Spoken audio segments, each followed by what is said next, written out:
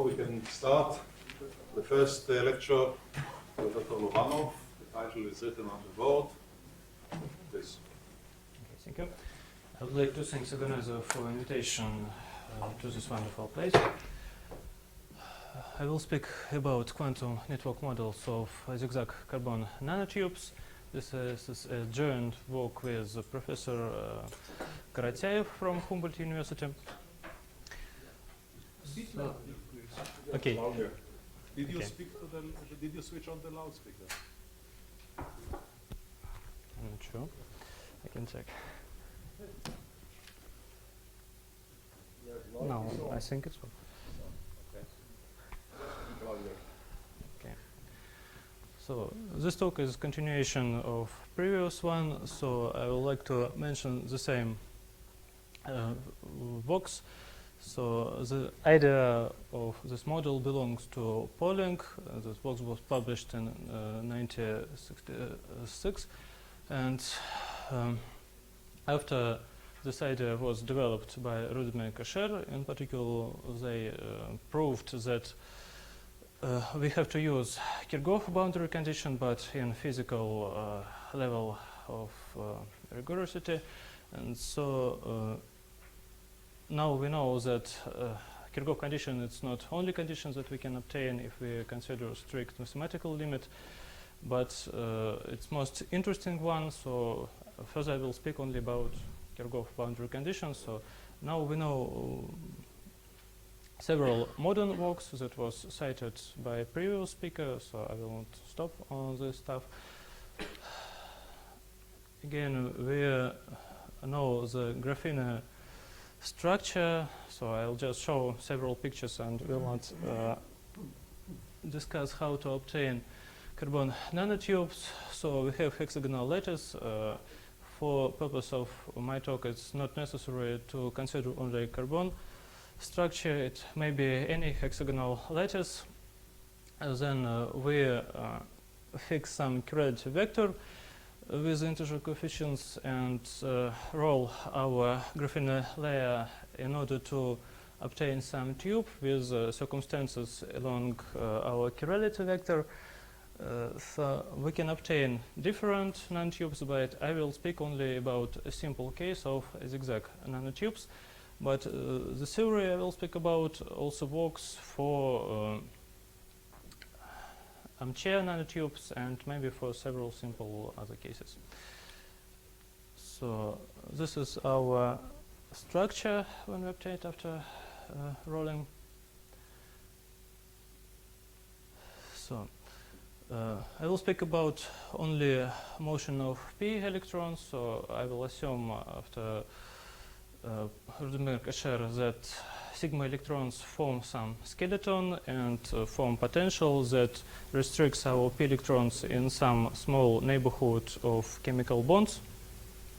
So for aromatic molecules that was considered by Rudiman and Kasher, we have this situation. So white area is the area where electron can move, and probability to find electron in dotted area is very small, so it can be neglected.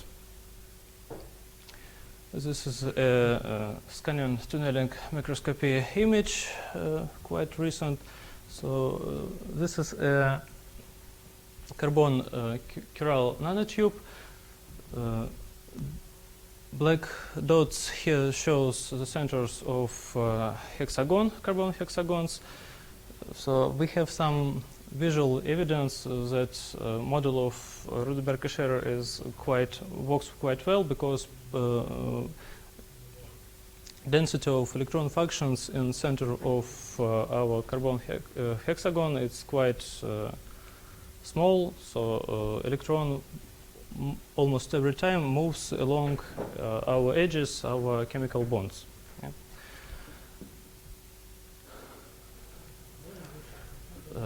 So now we can forget about carbon nanotubes, because furthermore we will consider only a Schrödinger operator on so-called zigzag nanotube, which has a structure of carbon nanotubes, but we have no physical quantities on the structure, so I will work only with dimensionless coordinates, dimensionless quantities. So we have some union of segments. For convenience, we consider only oriented segments. To define our lattice, we need only to fix 3 edges and then translate them in direction of tube axis infinitely and in direction perpendicular to axis of nanotubes n times, where n is some fixed number. So we consider a model of zigzag nanotubes of type n0.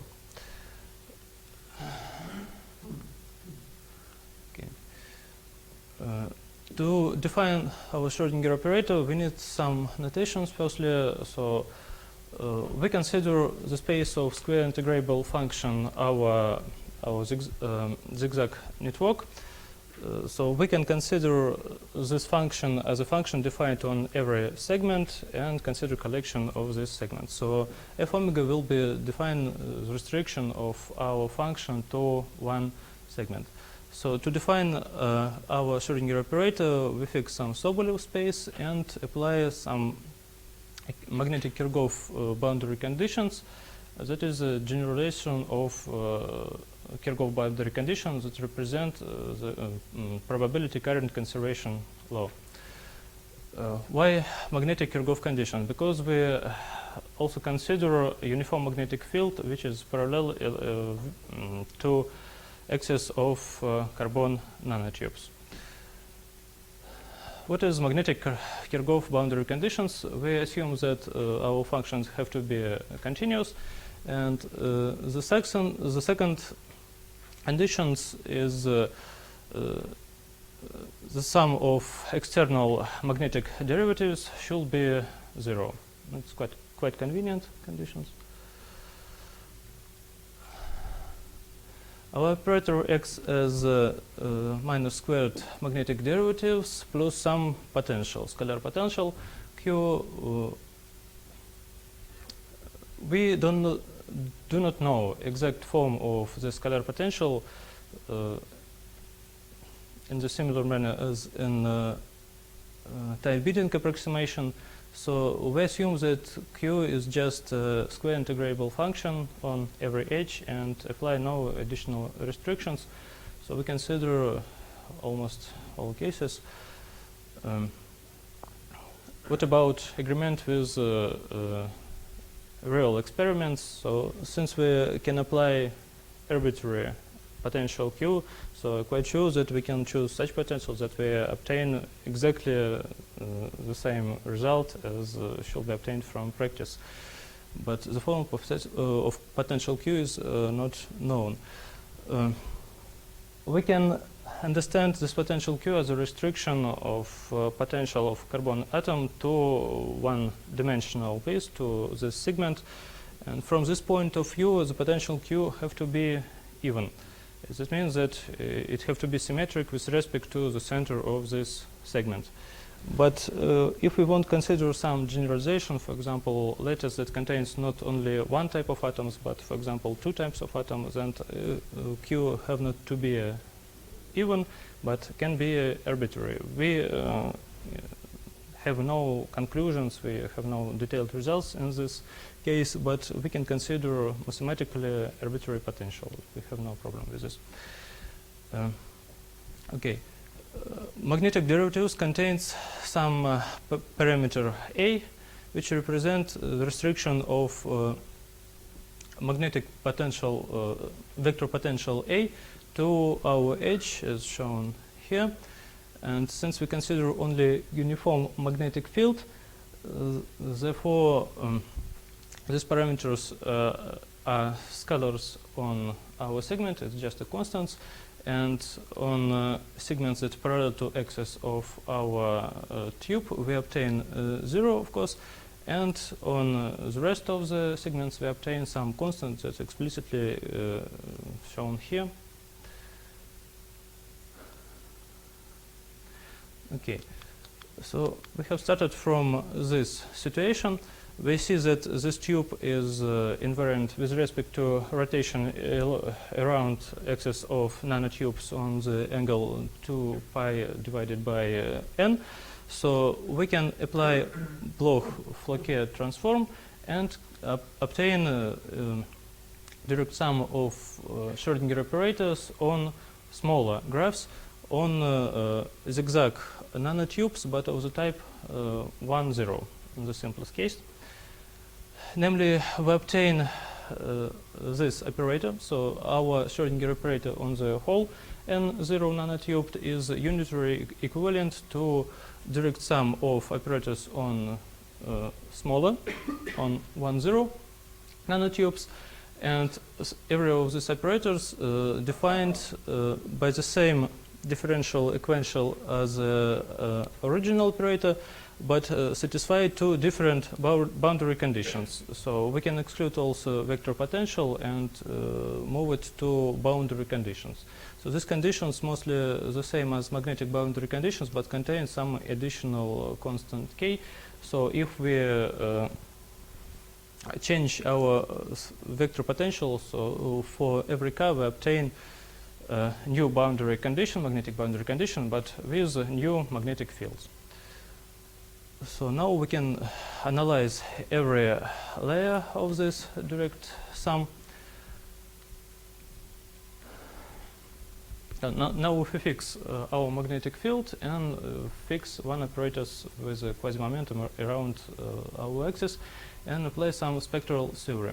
So one can use Floquet-Bloch theory in direction along our axis of nanotubes, but we will apply another technique which can provide some additional details that cannot be or hardly can be obtained in Floquet-Bloch theory. So we use so-called Lyapunov function and monodromy matrix approach. To define our monodromy matrix, we need to obtain fundamental solutions for spectral problem of for operator hk. And then we define some kind of monodromy matrix. Even if we consider vanishing magnetic field, then for some n, for explicit for even n, we cannot obtain this fundamental solution always, but if we go to arbitrary magnetic field, so we can obtain this situation as a limiting case. So we assume for now that this condition is satisfied, so we exclude some discrete set of quasi-impulses k and magnetic fields a. If this condition is satisfied, then we prove that this system has a unique solution, so we obtain fundamental solutions. It's not a very hard problem because we know that solution on every edge can be defined by known values on ends of our edge. Therefore, this problem reduced to problem for finding zero of some linear operator defined only on vertices of our graph. So we obtain some analog of time binding approximation, so just discrete model obtained. So we obtained these solutions, defined monodromy matrix by the same equation, and since we know explicitly our fundamental solution, we obtain explicit form of monodromy matrix. So we can see that it can be decomposed to 4 parts. M is just a monodromy matrix for the segment. We consider operator minus second derivative plus potential q on the segment 0, 1 and build fundamental solution and then obtain monodromy matrix. It's a known situation and everything known about this operator. Then we have to consider the operator A, which is have simple form, but it is very useful because this term have some singularity at Dirichlet spectrum of problems that I mentioned on the segment. But if we exclude these parts, we obtain some matrix Tk, which depends on our energy parameter entirely, and it reduces some analysis, simplify this analysis. Okay, what is parts of our definition? So delta is just a Lyapunov function for segment. So we have some kind of combinatorial problem again, because our monodromy matrix reduced to some algebraic combination of Lyapunov functions of basic problem or problem on segment. It's some analogy of that we obtain in extension, operator extension approach and Floquet approach. So it's mostly the same. Okay, next. It's about singularities of monodromy matrix. So as known in matrix case or in scalar case, we consider matrix Schrödinger operator on real line. So monodromy matrix have no singularities, have no poles. It's just entirely matrix. But for this situation, if we combine several segments, we obtain some singularities. But it's not a very big problem, because we can exclude the singularities considering matrix similar to our monodromy matrix, which have the same spectrum, but can be analyzed a little bit easier.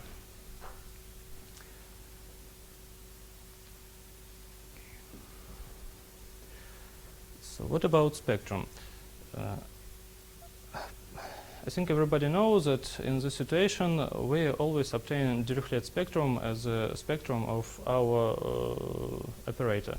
So we start from operator on the segment, consider and obtain the Dirichlet spectrum of this operator on the segment, then consider eigenvalues of the Dirichlet problem for our operator on zigzag graph, and we can prove that this eigenvalues will be also eigenvalues of operator on zigzag nanotubes.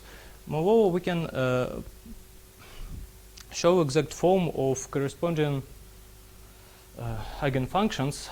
We can show that, of course, every eigenspace will be infinitely degenerate due to symmetry, but we can provide a basis for this situation, and this basis will depend on only parameters that we have on magnetic field. Yes. So we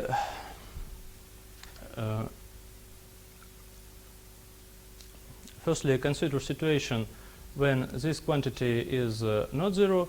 So we will call further this is a regular case, and when is equal to zero, it's a singular case. So if we consider a regular case, then we obtain this situation. So our eigenfunctions will be supported by two circles and edge connecting these circles. And for regular case, we obtain much simpler eigenfunctions. And if we want to decompose our arbitrary eigenfunctions for operator on a zigzag graph, we can write this series, and we see that psi k is eigenfunctions showed on previous picture translated by k by periodicity, and coefficients is simply just derivatives of our eigenfunction on vertices. Of course, we have explicit expression for this apparatus. It's easy to see that it's just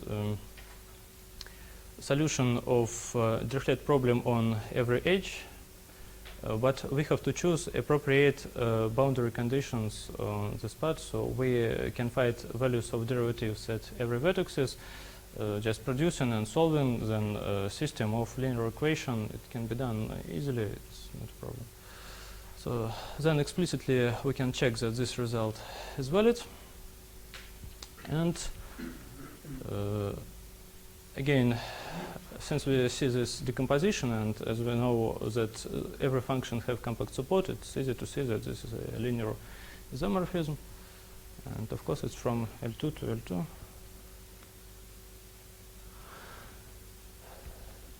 Okay, but we can prove that except of Dirichlet spectrum, we can obtain also some localized states. We can obtain new eigenvalues that we call singular. They obtain it for specific values of magnetic fields. So we have some kind of localization.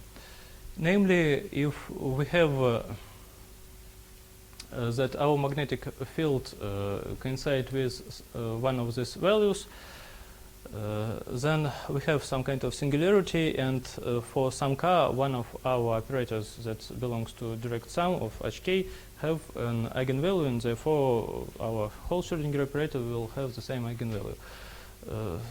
Moreover, second space of this operator again coincides with this stuff.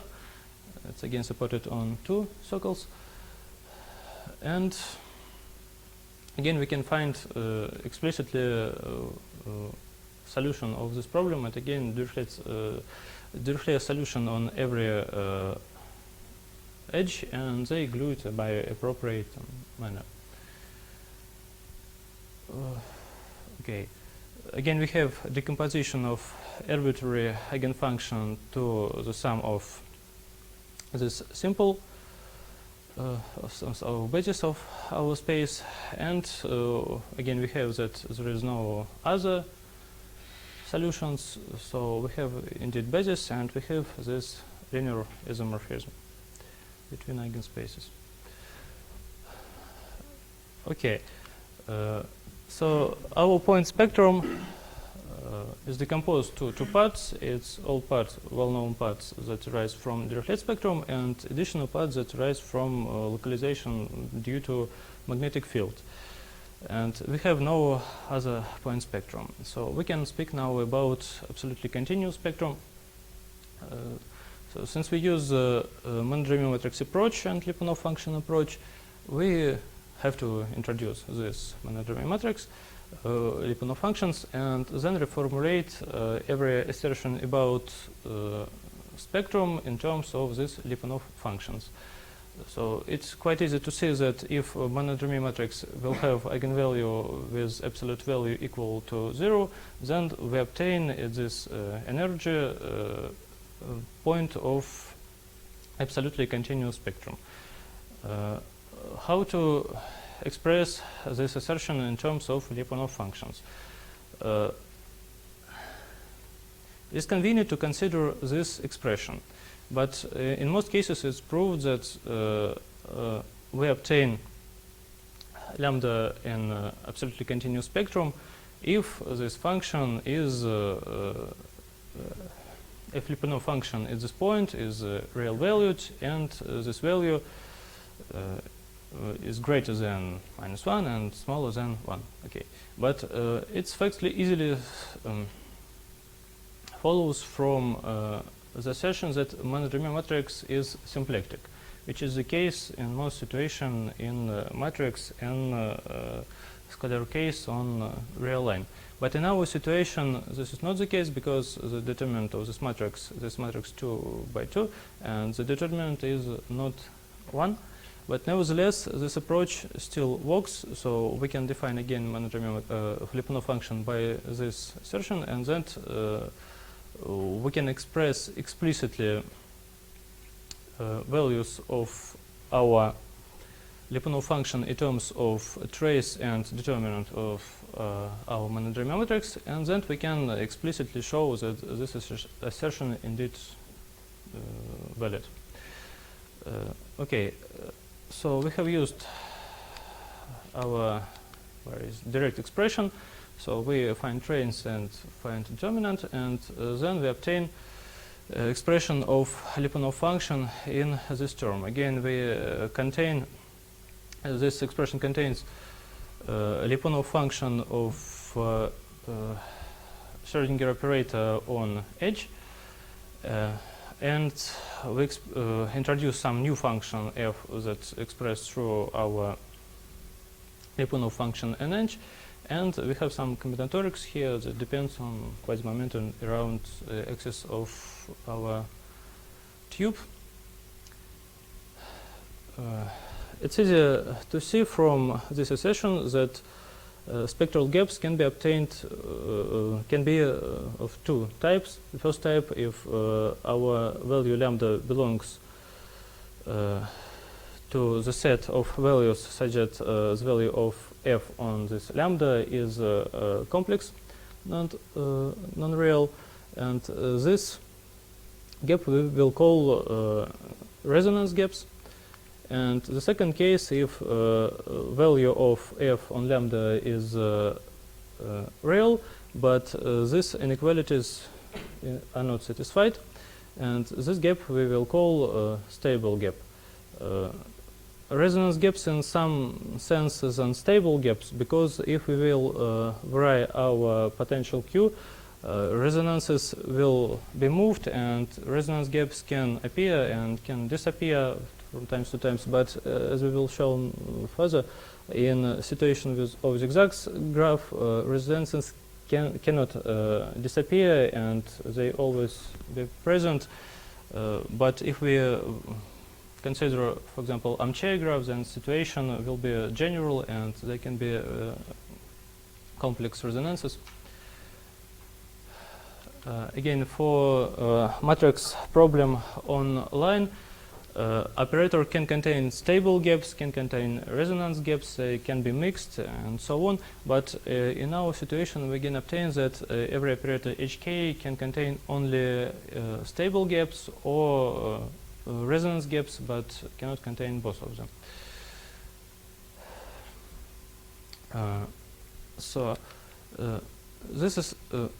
This assertion is quite general, so it works not only for our graph, but almost for arbitrary graph, that periodic graph. But due to symmetry of our problem, height symmetry of our problem, we obtain some additional equalities. So, as we have seen before, our boundary condition for operator HK moves to boundary condition for operator HK plus 1, for example, if we change our magnetic field. Therefore, the spectra of this operator again connected very simply if we change our magnetic potential.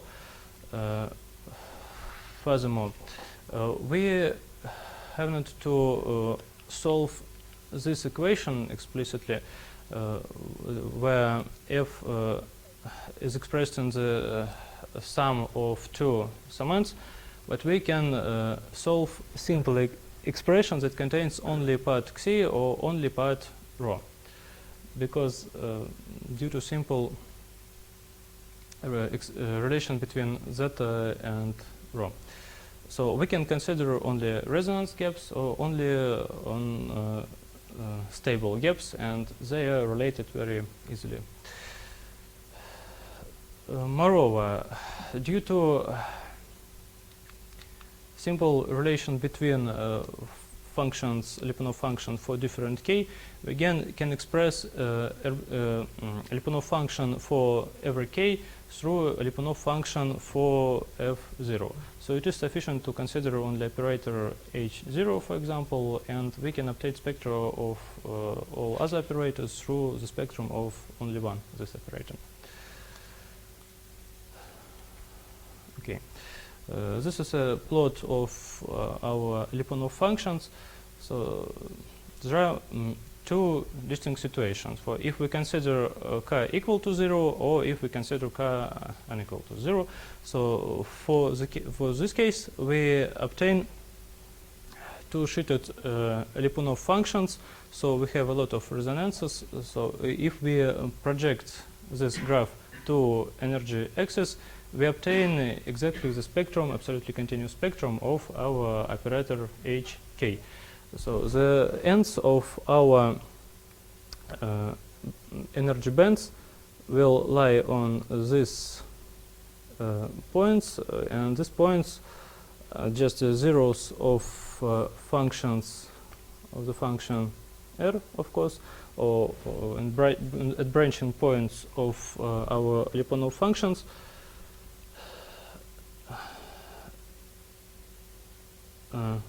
Okay. We can see how the Lyapunov function depends on value of our magnetic field, or what is the same on value of K. So of course it can be shrinked or can be enlarged a little bit, and if we tense our potential, our magnetic field to singular values, so our Lyapunov function will be tensed to just a straight line perpendicular to energy axis, and therefore in this limit we again obtain eigenvalues, so we obtain localized states.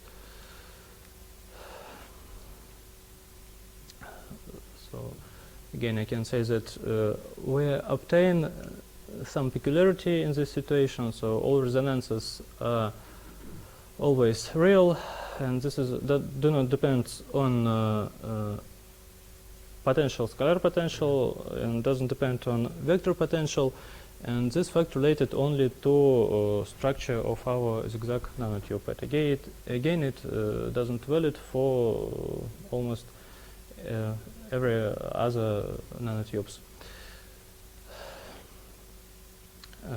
So as we can see from this picture, our Lyapunov function always smaller than 1 and greater than -1, and therefore only spectral ends of spectral bands are resonances. It can be seen here, or we have proof for arbitrary potentials, so scalar and vector potential, that this is indeed the case. And what about the rest of our operators for H0, for zero quasi momentum? We obtain a completely different situation, so our Lyapunov function one-sheeted, so it's just entire function in this situation. And we can see that the values of our function, of course, cannot be smaller than 1 and greater than -1 in one time, because in this case we have to have ends of it's better to say that we will, if this was the case, so if, for example, this point lay a little bit lower on graphic, we will obtain some not real values in the spectrum, so so we can obtain this situation, of course, but algebraic proof for this situation might be unknown. Okay, but we can obtain, of course, values of Lyapunov function smaller than -1, and for appropriate choice of parameter of magnetic field, we obtain values greater than 1, and therefore we have on this segment spectral gaps, and on this segment we have spectral bands. We can see that there are no resonances because the function entire and we have no branching points, but we have so-called periodic and antiperiodic values, so, eigenvalues. What does it mean? For example, consider this point. At this point, Lyapunov function have 0 equal to 1, and monodromy matrix will have at this point eigenvalue equal to 1. And therefore, if we translate our solution to period, we just have multiplication by 1, so we have just periodic boundary conditions.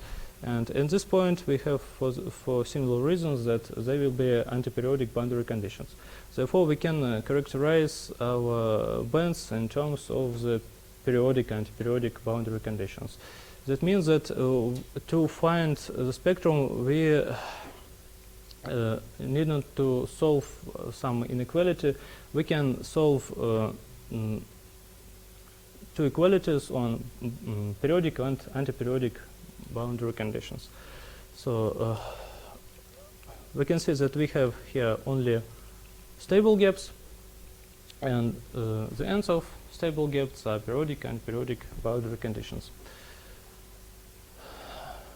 Okay, this was a graphic and consideration of one operator, HK, and to obtain the spectrum of all operators, we have to just consider union of spectra of all operators and analyze this union.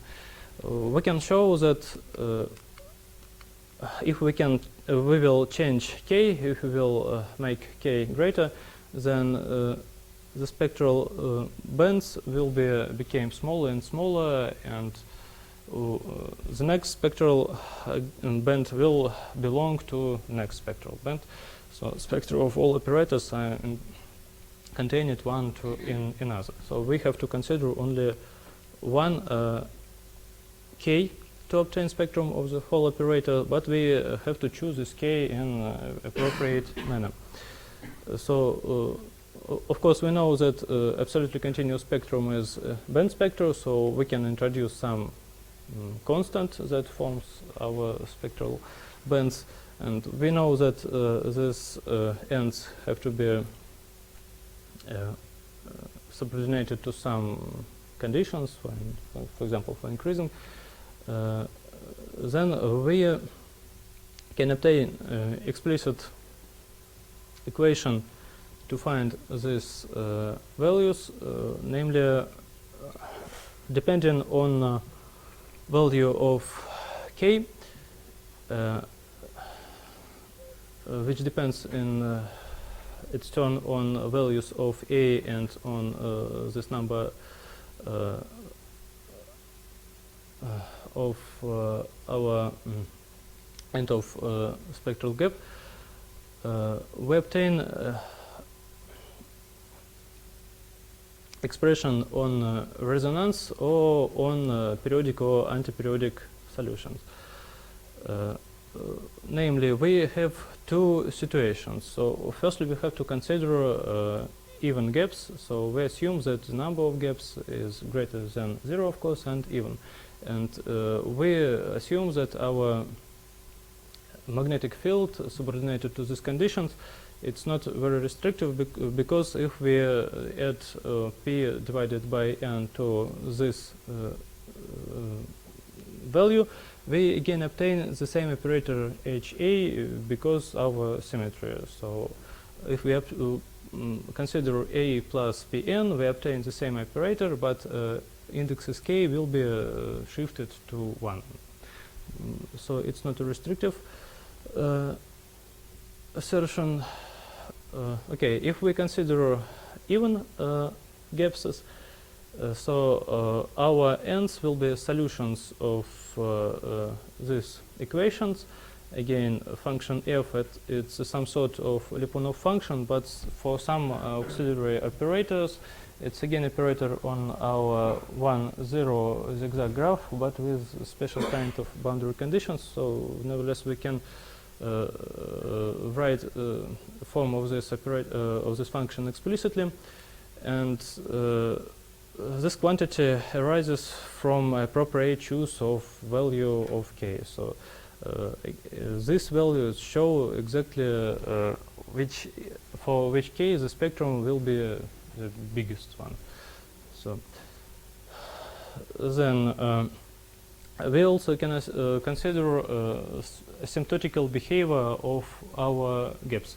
It again depends on value of magnetic field.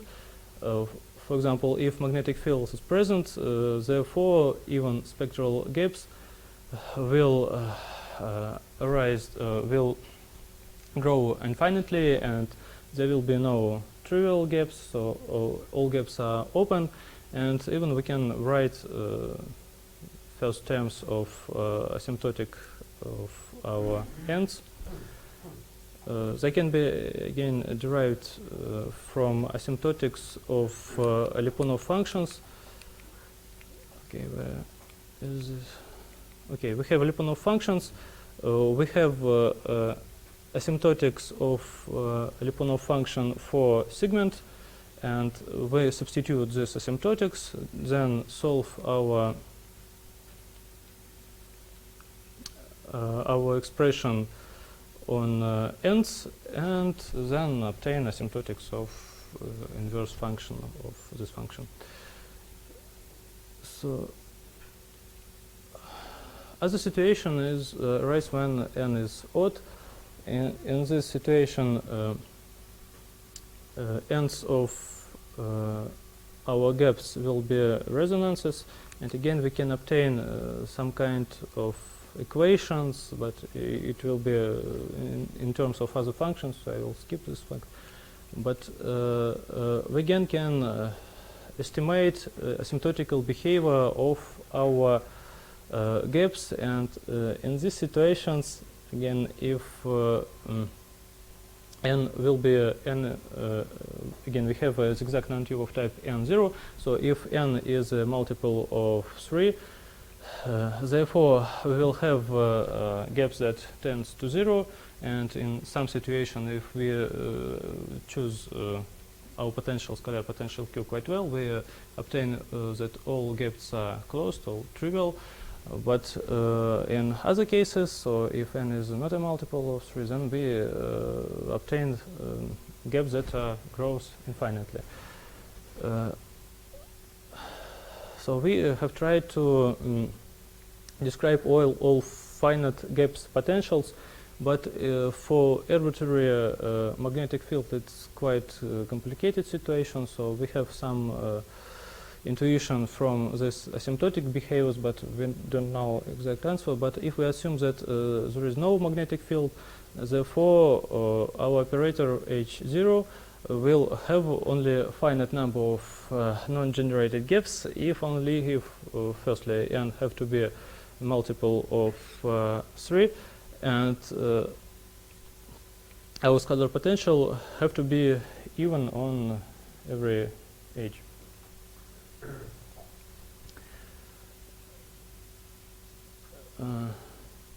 Okay, and I think I skipped this assertion. So it will be 1.5 assertion that potential Q have to be even, and so that the potential Q have to be a finite gap potential. So again, the problem reduced to problem on the segment, on every segment of our tube. Again, about localization. So we can see from the graphic that if our values of our magnetic fields tends to singular value, so Lyapunov function tends to some vertical lines for k unequal to 0.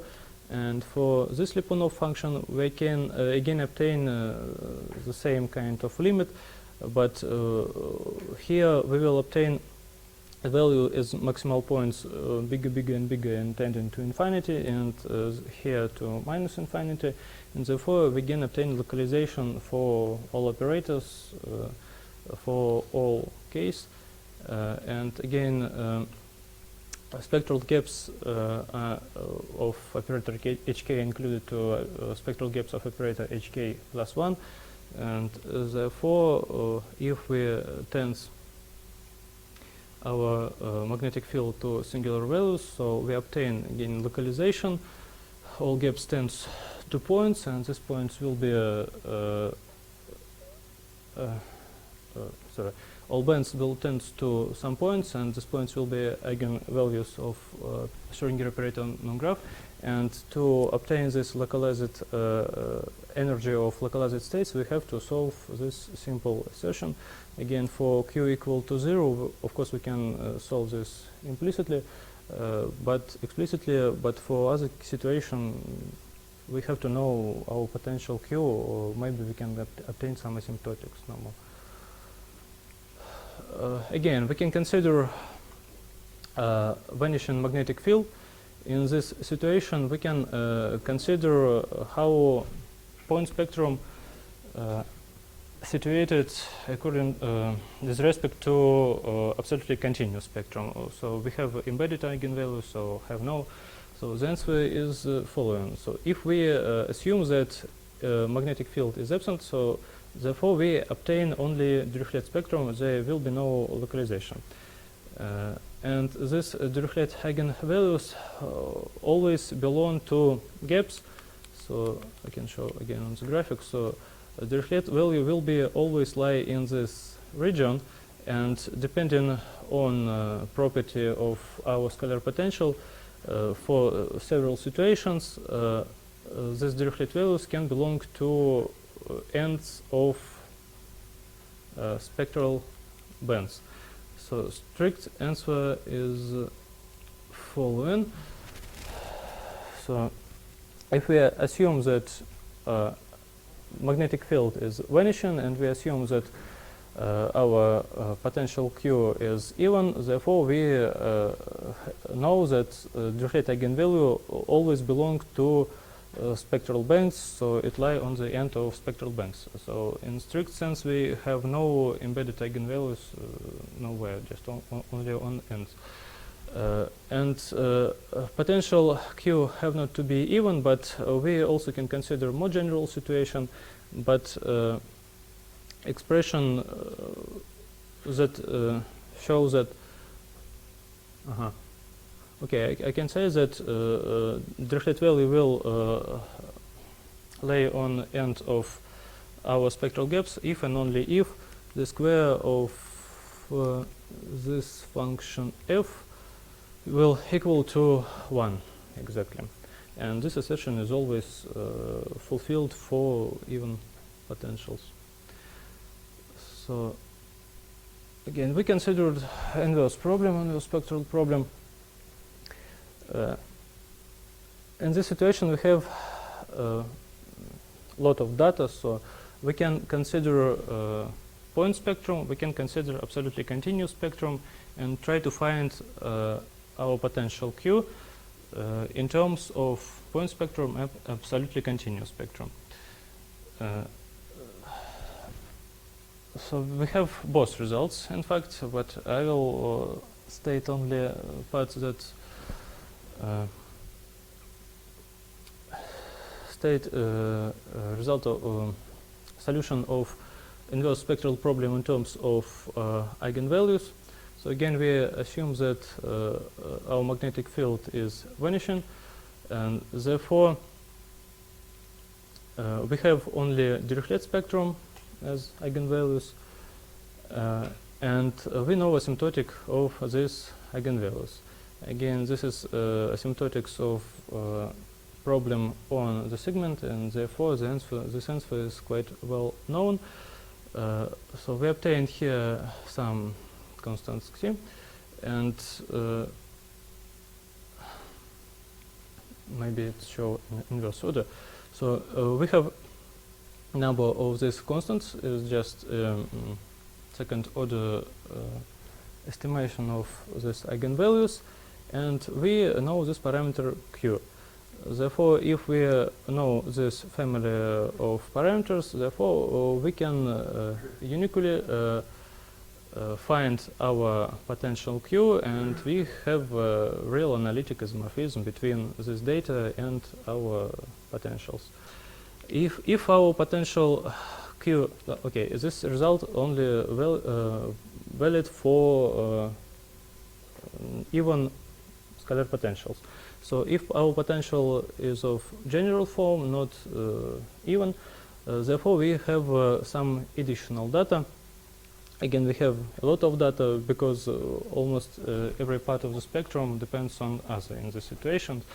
So we can choose probably simplest data. We fix basis in eigenspaces corresponding to these Dirichlet values. I have shown this supports of these eigenfunctions, but we have explicit the form, and this form shows that every eigenfunction have to satisfy to these expressions. Therefore, we can solve this equation with respect to parameters h and find these parameters, and then form new family of data. And we have proved that the mapping from this data to all square integrable potentials is a real analytic isomorphism, so it gives solution of our problem. In principle, we can reformulate this result in terms of width of spectral gaps, and it turns out that it is sufficient to know lengths only of even gaps, we have not to know all gaps, only length of even gaps, and therefore again we can obtain our potential. It's no problem. Okay.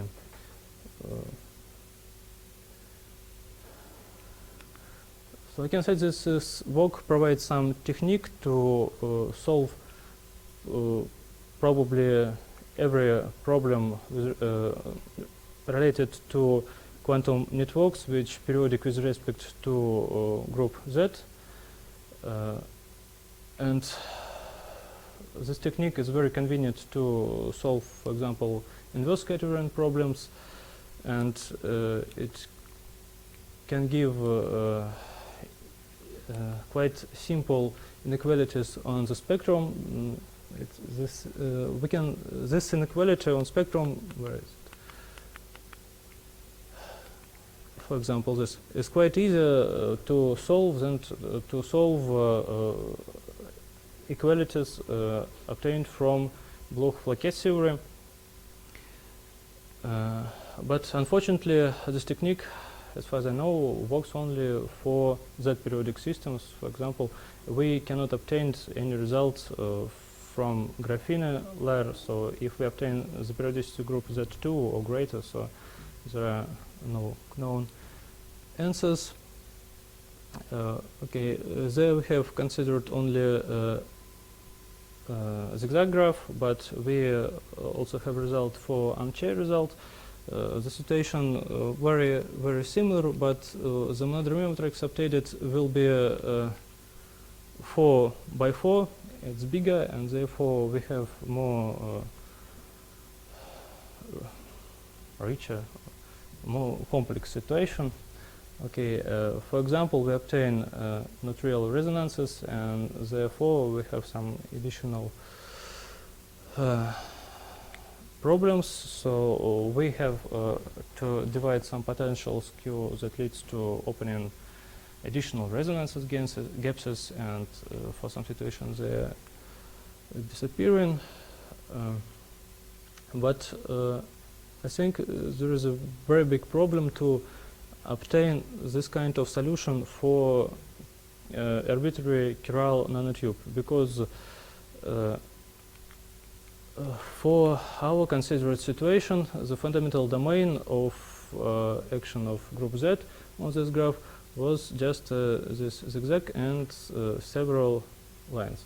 Okay, if we consider only armchair, so we obtain this graph and several times shifted this graph. So it's a little bit bigger fundamental domain, but it's a reasonable one. But if we consider just arbitrary fundamental domain, arbitrary chirality vector, so we obtain very big fundamental domain, and therefore the matrices of monodromy matrices will be bigger and bigger, and their structure will be much more complex. So we cannot apply in this situation Bloch-Flaquet theory around the axis, because we have very complex symmetry in this direction, and therefore this analysis of monodromy matrix cannot be reduced to the situation of 2 by 2 matrices as is in considered situation.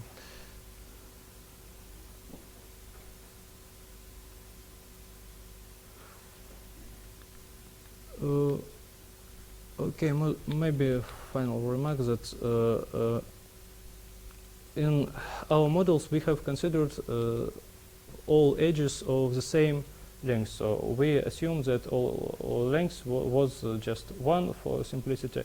In fact, we know that their lengths will be different, a little bit distinct. So in principle, we can consider this situation. And again, this leads to resonances lying arbitrary on upper half of the plane, complex plane on lowest part of the plane. Again, we have no real resonances, and we have additional parameters in asymptotics, and maybe it can be useful to consider some random quantum networks if we will move this, will change lengths, but it's just open problem, So we have some formulas, but we cannot, okay, we haven't tried yet to obtain some spectral results in a random situation. Okay, I think I can stop here. Thank you very much. There are a few minutes for questions. Just as an experimentalist, looking at your picture, the original, the nanotubes as seen in experiment, the width of the electron cloud seems to be almost of the same dimension as the length of the bonds. Does this not introduce any problems in the comparison between the experiment? Again, we cannot check our results explicitly, so we can choose some potential and then obtain the spectrum explicitly, but we do not know potential. So what we can do? We can. Yes. So in principle, we have to consider some operator on neighborhood of bond of chemical bonds, and therefore consider some limiting situation. But as we know, there is several limits, so we can obtain Kirchhoff condition, maybe obtain Dirichlet conditions. So if we start from Neumann condition, which is mostly reasonable, so the answer, what we obtain in the result, as far as I know, is not known explicitly till now. But it seems that again that we can obtain Dirichlet conditions. So okay, we cannot check this fact. So I just showed this picture to show that at least there are dark regions. So electrons, in some sense, localized, but how well? So we cannot check this. Any other questions? If not, let's thank the speaker again.